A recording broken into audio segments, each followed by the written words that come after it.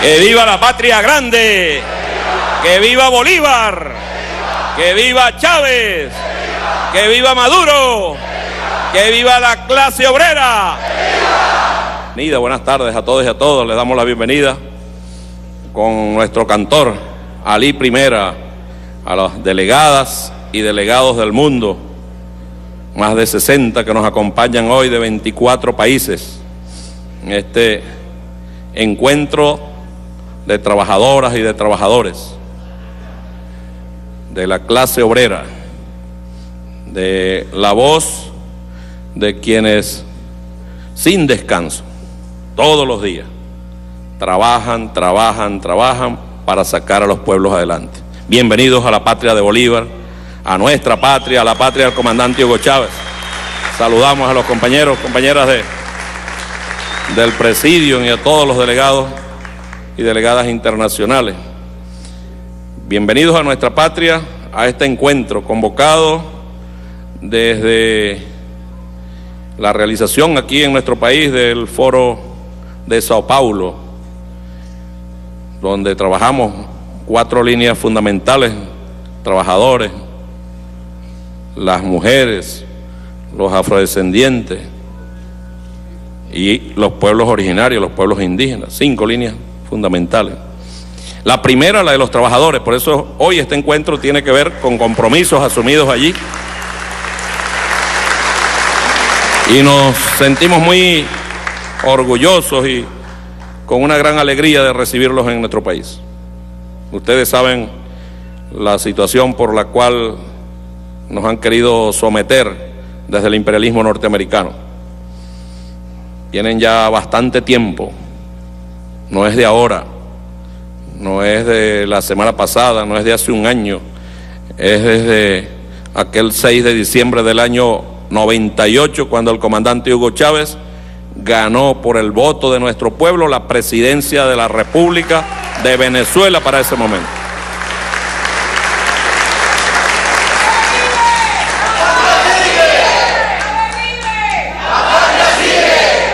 Y comenzó a generarse que ya estaba allí, pero a manifestarse más bien, un odio de los sectores pudientes de Venezuela, de las grandes familias de Venezuela, contra el pueblo trabajador, expresado en las mujeres o hacia las mujeres ese odio, expresado en los hermanos afrodescendientes, esos grupos que casualmente fueron el centro del Foro de Sao Paulo. Llegar aquí en Venezuela es oligarquía, a quemar vivo a un ser humano porque parece chavista. No se asombren, eso pasó aquí en Venezuela. No una vez, varias veces. Porque parece chavista, fue asesinado y quemado vivo un ser humano por estos sectores que gobernaron este país durante tantos años solo a la orden y al servicio de los Estados Unidos. Con Hugo Chávez comenzaron a cambiar las cosas. Como mandó a parar Fidel en Cuba, el comandante Chávez mandó a parar aquí en Venezuela. Y comenzó a dársele voz a quienes jamás habían tenido voz. Comenzó a tener protagonismo quien jamás había tenido protagonismo. Comenzó a tener participación en nuestro pueblo, participación protagónica. Hoy, manifestada pues en la mayor expresión de participación protagónica contemplada en esta Constitución, que es en la convocatoria al poder constituyente originario, al poder popular constituyente originario, una Asamblea Nacional Constituyente convocada por nuestro hermano presidente Nicolás Maduro, para que nos ubiquemos en el contexto del odio racista de la derecha venezolana. Casualmente, nada es casual en verdad, nada es casual. Cuando convocó el compañero Nicolás Maduro a esa Asamblea Nacional Constituyente, el 1 de mayo, en una gran marcha que hubo los trabajadores y las trabajadoras aquí en Venezuela, Y el compañero presidente Nicolás Maduro ese día, trabajador, obrero, presidente obrero, nuestro presidente obrero, convocó al poder constituyente originario delante de los trabajadores y las trabajadoras.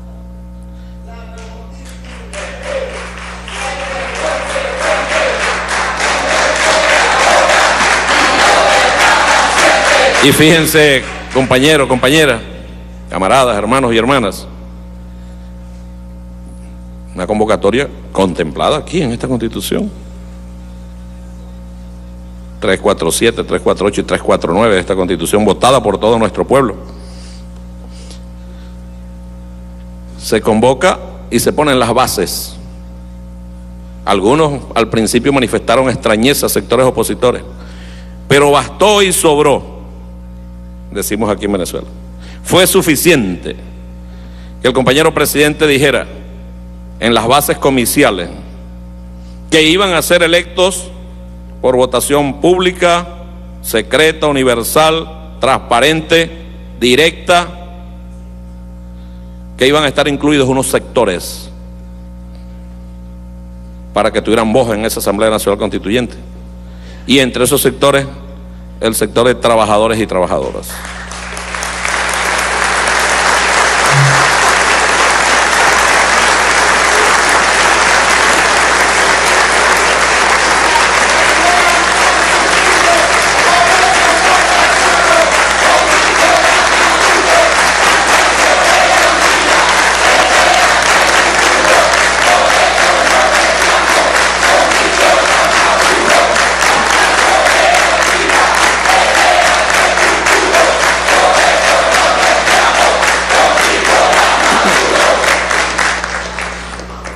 Esa convocatoria de esa manera incluyente fue el grito al cielo de la derecha venezolana y dijeron que eso no podía ser así, que cómo se le iba a dar participación a estos sectores. No, a ellos les gustan. Aquí en Venezuela la última constitución hecha por la derecha fue en el año 61. No hubo convocatoria de Asamblea Nacional Constituyente. El presidente de la época, mal llamado por muchos el padre de la democracia, nosotros le llamamos el enterrador de los derechos del pueblo, agarró el Congreso que había para la época y lo convirtió en Congreso Constituyente, una firma.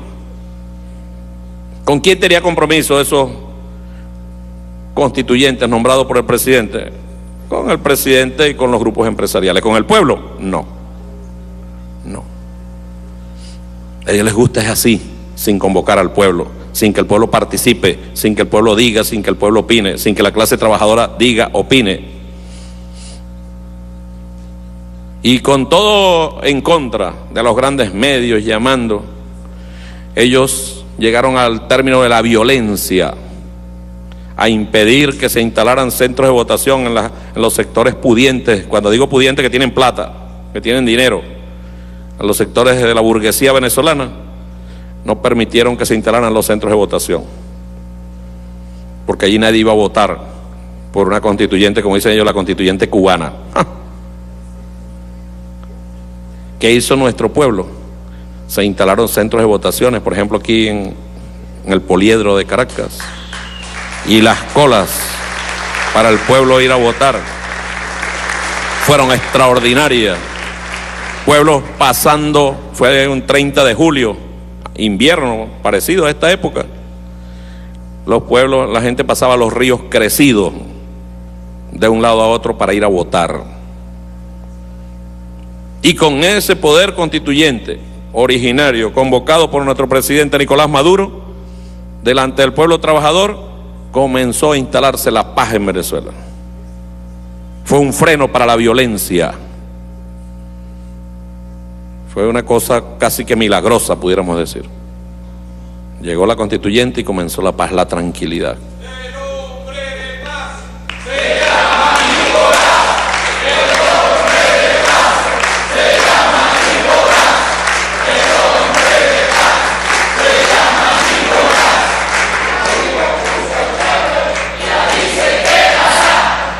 Nicolás. Y comenzó un proceso de paz en nuestro país. las calles que ellos incendiaban todos los días. Tranquilidad, tranquilidad. Esta Asamblea Nacional Constituyente, según esa misma Constitución, tiene poderes supraconstitucionales. Es el único organismo que tiene poderes supraconstitucionales, lo dice esta Constitución. Y cuando fue electa el primero, dice esta Constitución dice, ustedes lo saben, compañeros venezolanos, pero lo digo para los hermanos que nos visitan, que ningún poder podrá oponerse a las decisiones tomadas por la Asamblea Nacional Constituyente. El primero que se puso a la orden de la Asamblea Nacional Constituyente fue el presidente Nicolás Maduro Moros, cumpliendo la Constitución. Y hubo elecciones aquí en Venezuela de gobernadores. Ellos siempre dicen que son mayoría, que ellos tienen 90% y nosotros tenemos 5%, y hay un 5% por ahí que no se define. Ese cuento lo escuchamos desde el año 98. Están acostumbrados a ese 5% porque era lo que sacaba la izquierda venezolana en la Cuarta República, después que ellos le hacían trampas de todas las maneras. Lo más, el tope de la izquierda era 5%. Fueron elecciones de gobernadores y nosotros ganamos 19 gobernaciones de 23 gobernaciones. 19. Fueron elecciones de alcaldes y nosotros ganamos 308 de 335 alcaldías. Fuimos a elecciones de concejales y ahí creo que ganamos 316 cámaras municipales en todo el país, de las 335. Y luego el 18 de mayo, tal como establece la Constitución, cada 6 años se convocaron elecciones presidenciales. Esas elecciones presidenciales las ganó con el voto de nuestro pueblo el hermano presidente Nicolás Maduro, con el voto de la clase obrera, trabajadora, de los trabajadores de todas las instancias. Es más o menos el cronograma, los antecedentes, hasta que Estados Unidos decidió que son ellos los que ponen un presidente en Venezuela. En pleno 2019, 18 toman ellos y dicen, no, ese presidente no me gusta, yo quiero este. Como que Estados Unidos decidiera en Venezuela. Estados Unidos aquí en Venezuela no decide nada, aquí decide el pueblo de Venezuela. No decide absolutamente nada. Y las agresiones y las sanciones y los bloqueos para la compra de alimentos y los intentos de golpes de Estado, de magnicidios. 4 de agosto se cumplió un año del magnicidio en grado de frustración contra el presidente Nicolás Maduro. Un dron cargado de explosivos en un acto en la avenida Bolívar. Agarrados, capturados, detenidos, la mayoría de los que participaron, otros andan huyendo, cobijados por gobiernos delincuentes como el gobierno de Colombia o el gobierno de Perú. En otros países los cobijan y les dan protección y conspiran contra Venezuela desde allá. Estados Unidos ha venido intensificando las sanciones contra nuestro país. Por eso la presencia de ustedes aquí, queridos hermanos, queridas hermanas, es de altísimo valor moral para nosotros. Nos llena de mucha fuerza contar con la presencia de ustedes acá. Nos enaltece que muchos hayan hecho grandes sacrificios de más de 14, 15, hasta 2 días, algunos, para llegar a este país.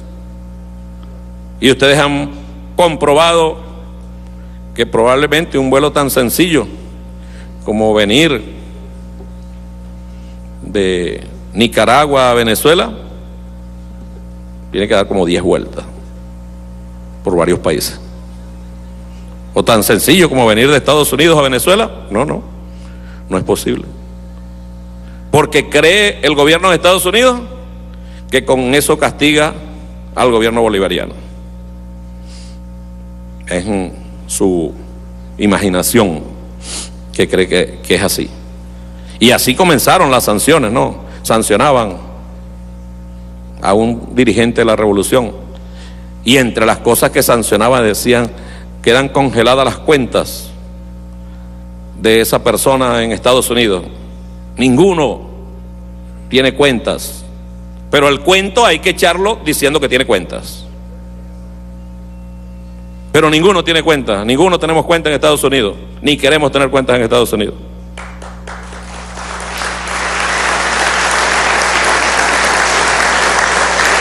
Y aquí ilusamente creyeron, no, algunos, y corrían los grandes medios, no, es solo contra la dirigencia chavista. No, no es contra la dirigencia chavista. Hoy una persona que tenga que dializarse cada 2 días, cada 3 días, su vida corre peligro constantemente, porque un día pudiera tener el material para dializarse, pero al día siguiente no, porque no pudo entrar la medicina,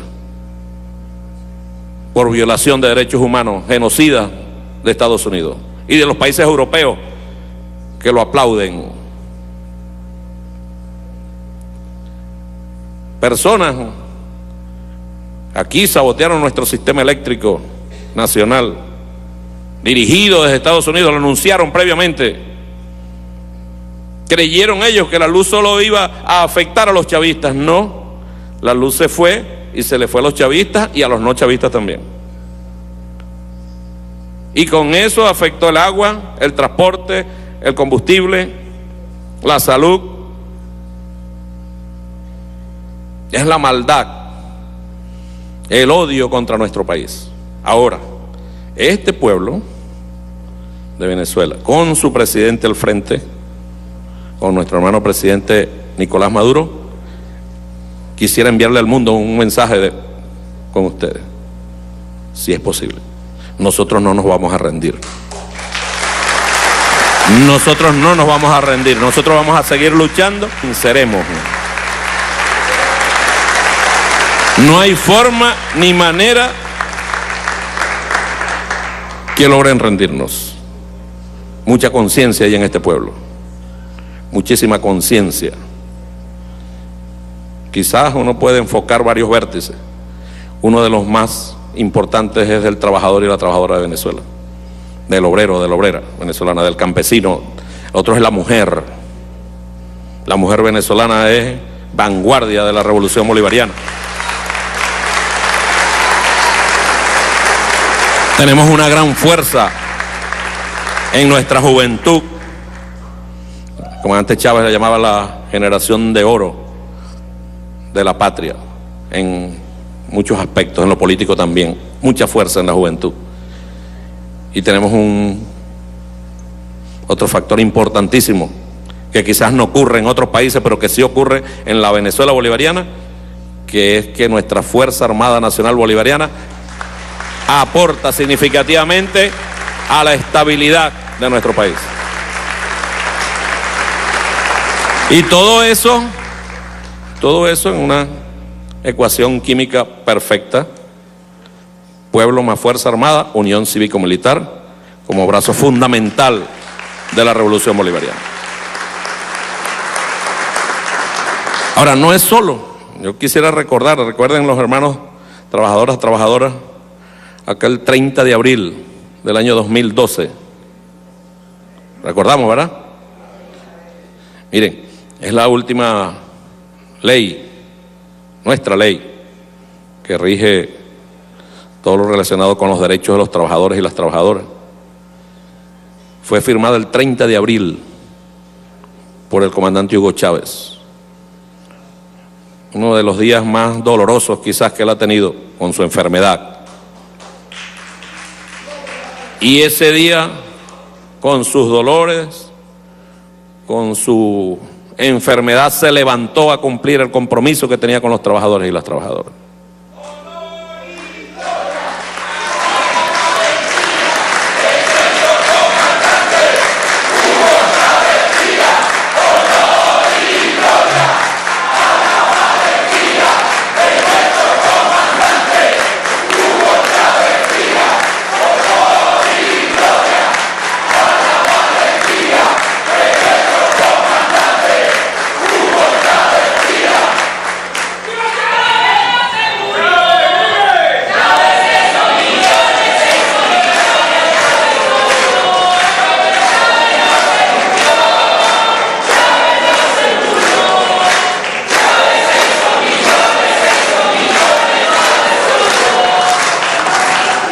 Y se levantó a firmar esa ley. ¿Recuerdan los compañeros? Creo que Will estaba ahí, ¿verdad? ¿Tú estabas también, Francisco? ¿Tú estabas, Adán, también, no? ¿Tú estabas ahí, Adán? Ese día no. El comandante Chávez, el comandante Chávez, ese día de sus dolores, ni siquiera se sentó. Ese acto lo hizo de pie. Lo hizo de pie. Pero no podía fallarle a los trabajadores y las trabajadoras. No había manera de fallarle. Y son los detalles que han permitido que un acto como este sea posible en la Venezuela bolivariana, en la Venezuela revolucionaria. Me perdonan mis compañeros de la clase obrera, de la clase trabajadora, pero hace 20 años esto era imposible hacerlo. Imposible. No que ustedes estuvieran aquí, no. Imposible que los trabajadores y las trabajadoras de Venezuela estuviésemos unidos. Pero ejemplos como el de Hugo Chávez nos hacen sellar compromisos de patria, imposibles de quebrantar bajo ninguna circunstancia. Bajo ninguna circunstancia. Hoy nosotros podemos decir que más allá de las diferencias naturales que debe haber, de las diferencias lógicas, necesarias que debe haber, hoy nosotros podemos decir que tenemos una clase obrera unida, apoyando la revolución bolivariana, apoyando al hermano presidente Nicolás Maduro. Absolutamente unida.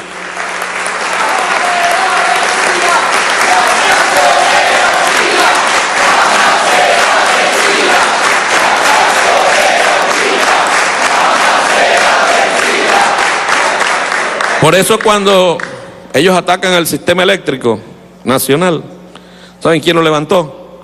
Los trabajadores y las trabajadoras. Cuando ellos han intentado parar la industria petrolera, ¿saben quién lo ha levantado? Los trabajadores y las trabajadoras. Así es. Y no les importa trabajar. Y hablo de ese sector, pero puedo hablar, por ejemplo, de un sector a veces tan poco tomado en cuenta en el tema de los trabajadores, como el sector comunicacional. Aquí se fue la luz y nos quedamos sin luz.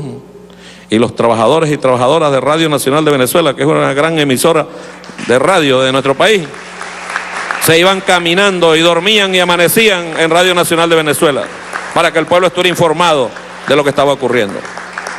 Esa moral y esa unidad, claro que está a la base del trabajo del comandante Chávez y de Nicolás como presidente, pero una de las razones fundamentales es que esos ataques de la derecha internacional dirigidas por el gobierno genocida de Estados Unidos, lo que logra con esos ataques es unificarnos a nosotros cada día más. Ha logrado unirnos en nuestras diferencias aún más, porque sabemos al enemigo que tenemos al frente. Sabemos al enemigo que tenemos al frente. Y sabe el enemigo que nosotros no nos vamos a rendir. Y no nos vamos a rendir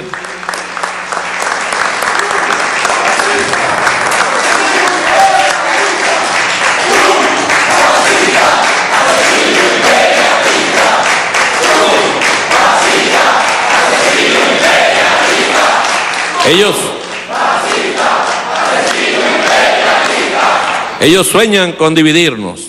Por eso todos los días hay guerras, manipulaciones, y ustedes leen en la prensa y mucha gente se pregunta, ¿esto será verdad? Miren, estos 20 años uno ha aprendido algo, pero hemos aprendido que si viene de España, me perdonan si hay algún español aquí, si viene de Colombia, me perdonan si hay algún hermano colombiano, o si viene de Estados Unidos sobre Venezuela, es mentira. Hemos aprendido. Es mentira. De sus grandes medios, es mentira. Manipulan. De ayer salió el señor Helios Abram, que quiere dar lecciones de democracia, un asesino, un genocida, condenado por narcotráfico, lavado de dinero, tráfico de armas, a dar lecciones de democracia y a decir quién puede participar aquí en elecciones. Aquí no va a haber elecciones presidenciales porque tenemos un presidente que se llama Nicolás Maduro Moros. No hay forma. Sería violar esta Constitución y nosotros no vamos a violar esta Constitución. Nos ceñimos, nos agarramos a ella. Darle lecciones a Venezuela. Y no se dan cuenta de los problemas que tienen ellos. Más de 43 millones de pobres en Estados Unidos. Por algo los pueblos se organizan. Y cuando ustedes vayan a sus respectivos países y digan lo que pasa en Venezuela, ojalá puedan pasear por Venezuela. Venezuela no se está incendiando.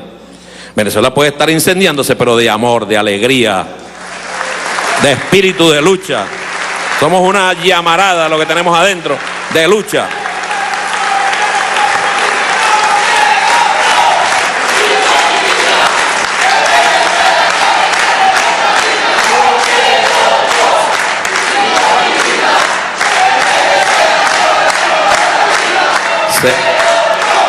Se han robado. El gobierno genocida de Estados Unidos, además de genocida, es ladrón. Se ha robado más de 30.000 millones de dólares del pueblo de Venezuela.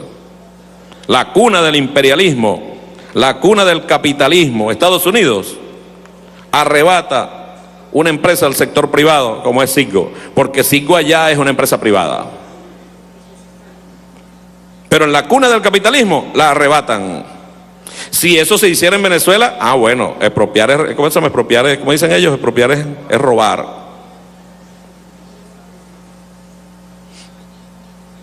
Se roban nuestros activos, más de 30.000 millones de activos que le pertenecen a nuestro pueblo. Se los reparten entre la banda que ellos han tratado de colocar en una presidencia que no existe. No solo en una presidencia que no existe, en una institucionalidad que no existe. Llaman, según esta Constitución, pensemos, hermanos, compañeros del mundo, que tuvieran algún derecho, que pudieran hacer lo que hicieron, artículo 233, en un mes tenían que llamar a elecciones presidenciales. ¿Por qué no lo hacen? Porque ellos no quieren elecciones. Ellos no quieren elecciones. Ellos lo que quieren es el poder. Pero aquí se equivocaron porque el poder lo tiene el pueblo de Venezuela, el poder lo tienen los trabajadores y las trabajadoras. Y con esa misma convicción, nosotros no amenazamos a nadie, este país no amenaza a nadie, ni es amenaza para nadie. Pero con esa misma convicción que nuestros trabajadores petroleros levantan cada vez que hay saboteo, que nuestros trabajadores eléctricos se levantan a trabajar, que nuestros trabajadores del metro, que es el sistema de transporte principal de aquí, de Caracas, van ellos a repararlo. Si Estados Unidos se atreve a poner un pie en Venezuela, no tendrán ni una sola gota de petróleo venezolano por siglos. No se llevarán de aquí de Venezuela ni una sola gota de petróleo. ¿O los trabajadores petroleros lo vamos a permitir? Imposible. Y el pueblo menos. No podrían trabajar ni un día. Ni un día pudieran trabajar. Los únicos que eventualmente pudiéramos garantizarle petróleo a Estados Unidos, todo el que quiera, por 100 años, es la revolución bolivariana. Pero tienen que pagarlo. Tienen que pagarlo.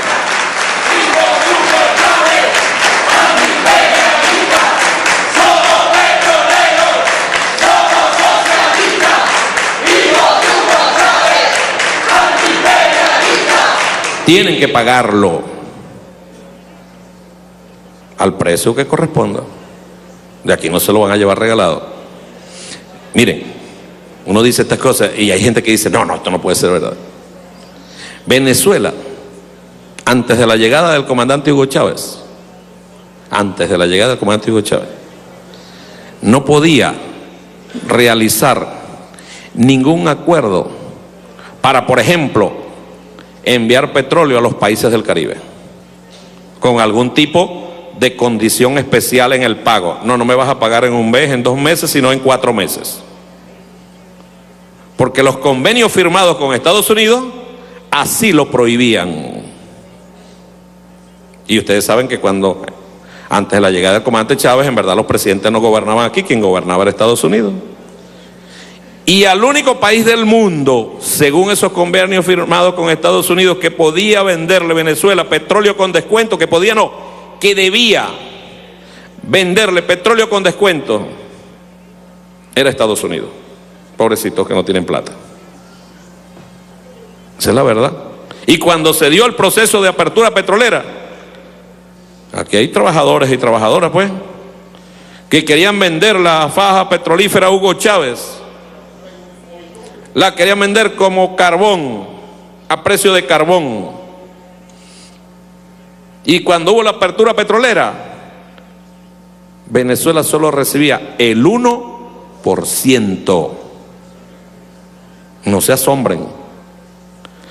De cada $100, las empresas extranjeras se llevaban 99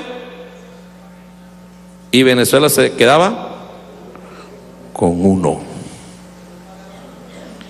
Y no pagaban impuestos, mucho menos regalías. ¿Quién mandó a parar eso? Hugo Chávez. Por eso lo tumbaron. Por eso lo tumbaron. Por eso nos odian.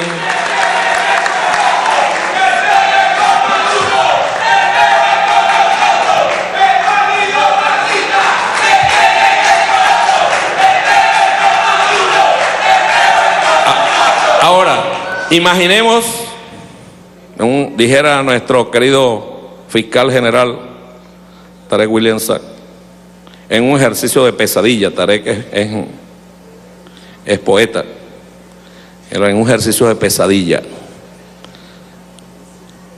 a la oposición venezolana gobernando este país. ¿Qué harían con los trabajadores y las trabajadoras? ¿Los acabarían?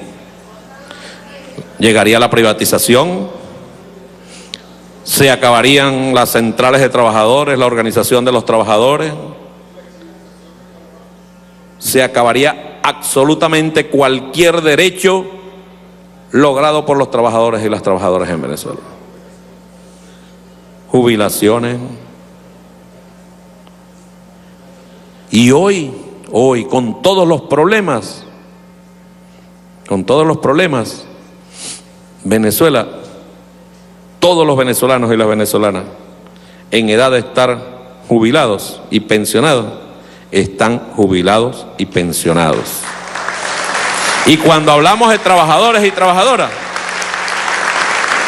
conste, no hablamos solo del trabajador que está en el taladro o que está en la torre, la señora que trabaja en su casa, esa que han llamado por años ama de casa, no, ella, oficio, no, del hogar, ella no hace nada.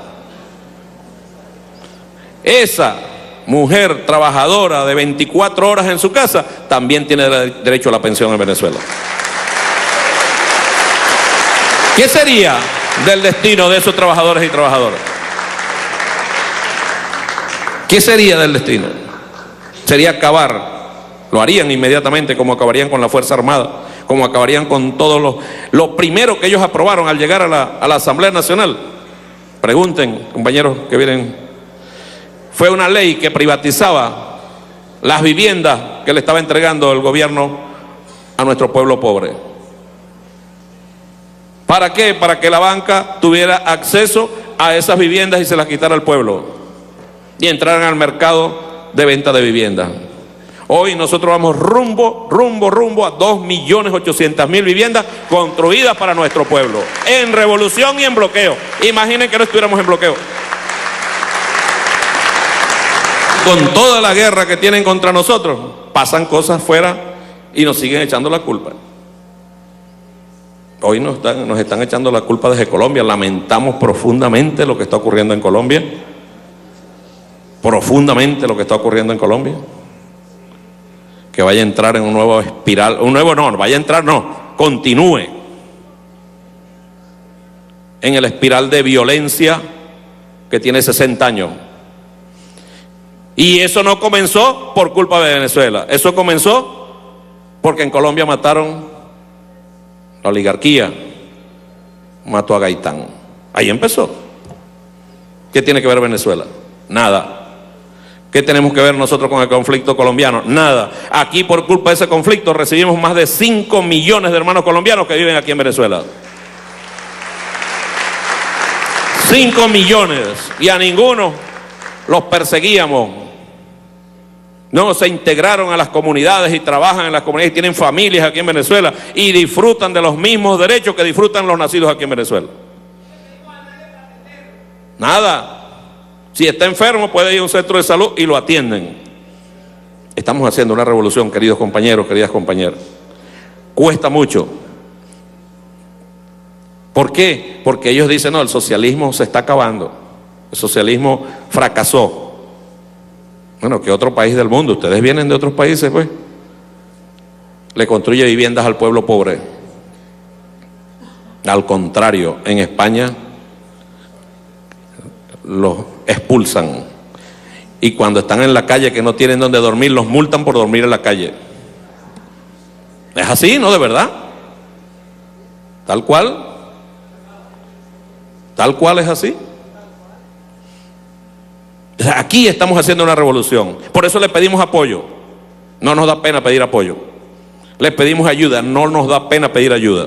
Sean ustedes, conviértanse en el mundo, en las voces de la revolución bolivariana, que aquí en Venezuela hay un pueblo libre, un pueblo que no se rinde ni se va a rendir bajo ninguna circunstancia. Que se sepa en el mundo que Venezuela está siendo asediada, está siendo bloqueada por el imperio más poderoso del mundo. Aquí los echamos hace 200 años. Hace 200 años los echamos. Humildes como somos, pequeñitos como somos, pero con una gran dignidad y una gran conciencia. Nosotros no nos metemos con nadie. Y yo estoy seguro, señores del imperio que nos ven, porque ellos no se pierden, cuando uno dice algo no se pierden lo que uno dice.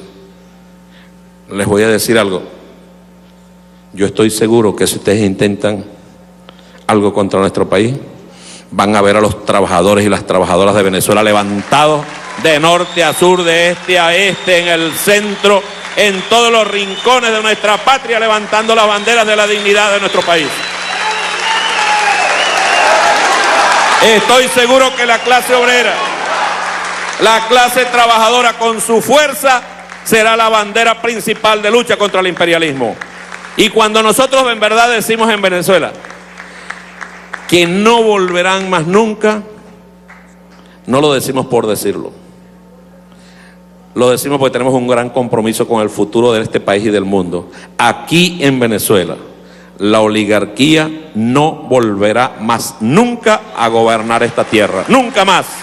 Aquí esta tierra seguirá gobernada por los trabajadores, las trabajadoras, por el pueblo, por las mujeres, por los estudiantes, por los campesinos, por la juventud.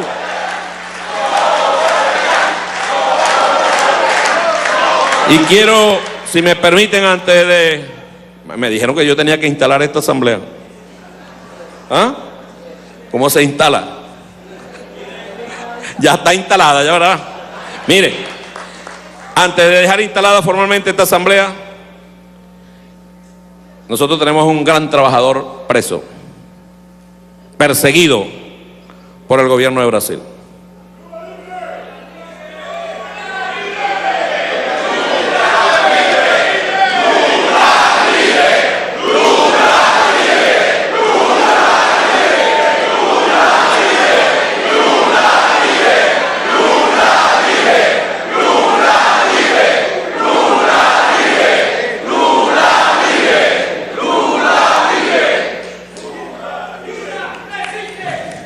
Pedir por Lula es poca cosa.